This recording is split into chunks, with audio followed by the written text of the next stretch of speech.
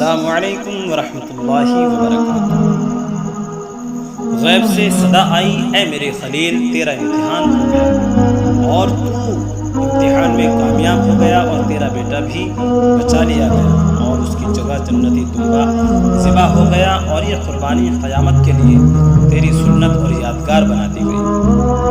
حضرت ابراہیم علیہ السلام کی اس قربانی کو اللہ تعالیٰ قرآن کریم میں بیان فرماتا ہے، فَلَمَّا أَسْلَمَا وَتَلَّهُ لِلْجَبِينِ وَنَادَيْنَاهُ أَن يَا إِبْرَاهِيمُ۔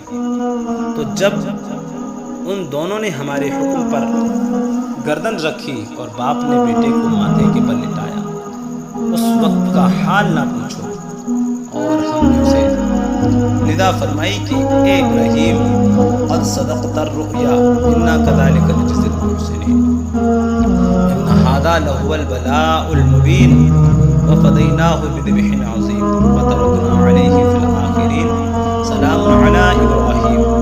بے شک تو نے خواب سچ کر دکھایا، ایسا ہی صلہ دیتے ہیں نیکوں کو، بے شک یہ روشن چانچ تھی، اور ہم نے ایک بڑا ذبیحہ اس کے فدیہ میں دے کر اسے بچا لیا، اور ہم نے پچھلوں میں اس کی تعریف باقی رکھی۔ سلام ہو ابراہیم علیہ السلام۔ جبرائیل پوری طاقت سے 4 مرتبہ زمین پر آئے، اور علامہ اصفہانی فرماتے ہیں کہ جبرائیل علیہ السلام 4 مرتبہ اپنی پوری طاقت صرف کر کے پرواز کرتے ہوئے زمین پر تشریف لائے۔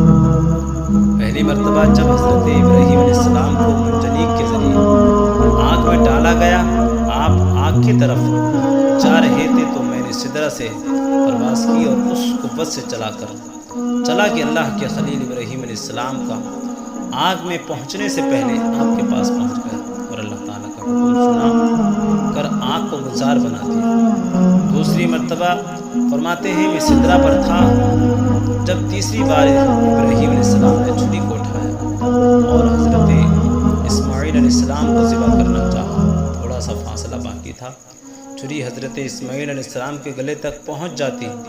میں نے بڑی قوت کے ساتھ سدرہ سے پرواز کیا، جنت میں گیا اور مینڈا لیا۔ چھری کا حضرت اسماعیل علیہ السلام کے گلے تک پہنچنے سے پہلے وادی منی میں آپ کے پاس پہنچ کر اسماعیل علیہ السلام کو اٹھا لیا اور ان کی جگہ جنتی مینڈے کو لٹا دیا۔ جب حضرت یوسف علیہ السلام کو کنویں میں ڈالا جا رہا تھا، رسی کاٹ دی گئی تھی، کنویں کا آدھا راستہ طے ہو چکا تھا۔ تیسری مرتبہ میں سدرہ سے پوری قوت کے ساتھ چلا، جنت میں گیا اور ایک تخت سے لیا، اسے اٹھا کر اس کنویں میں حاضر ہوا۔ ابھی حضرت یوسف علیہ السلام پانی پر نہیں پہنچے تھے کہ میں نے اس تخت بچھا کر اس پر آپ کو بٹھا دیا۔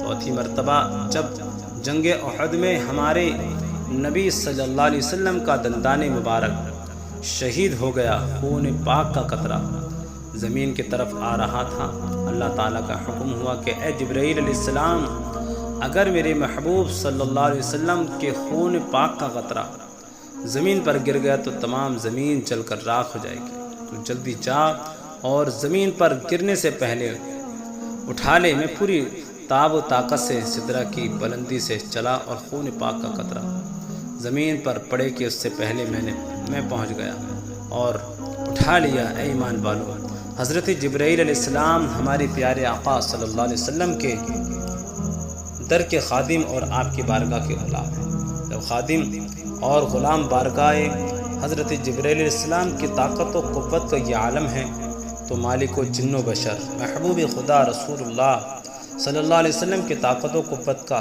کیا عالم ہوگا۔ عاشق اعلیٰ حضرت، عاشق کے مصطفیٰ پیارے رضا